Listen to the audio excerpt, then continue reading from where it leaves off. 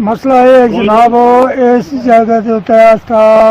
7 पीढ़ियाँ गुजर गया, पे दादा परदादा से तो गुजर गया। 92 तो 2 साल पहले मैं तो चला गया फिर गया ये अस्ते भरा दो ये थी रेंदिया सी ये थे रेंदिया सी आज जी खुदा जी असी तस्ती सी मेरे 2 भरा था ये मकान बनने वास्ते तो उससे तनाजा ठाल तो कि भाई तुम मकान ऐसा ना बढ़ा के फारूक शाह जी ये जगह 6-7 सदियाँ गुजर गई ने अस्ती है उस खान तनाज़ा कर देना भाई मकान ना बढ़ाओ यही को कब्जा कर दें या अस्ती है ना बढ़ाओ जी मालिक जी ये जगह जी नापी इतनी तकरीबन 25 कनाल जा है बुगनाड़ा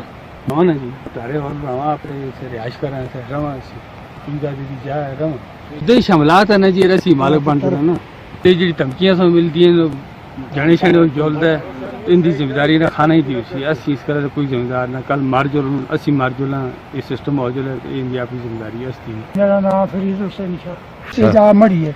हूँ मतलब है जी इस वास्ते कि सारी जी अस्ती बलादर है उसका गुमांड है ये सारे तनाजा किया कि जा सही जी है हूँ जहाँ मैं अंग्रेजों शुरू का बस रहा बड़ा शनाख्तिकार मौजूद है मसले की गल करना जी कि 6 कनाल जा अस्ती इस हुनर बिचों निकलती अस्ती बटके के नाम जी असी परेशान हाँ जी असी दरख्वास्त अस्ती हूँ मतलब है जा अस्ती मिसमार है मकान बनाना चाहने वो नहीं मनता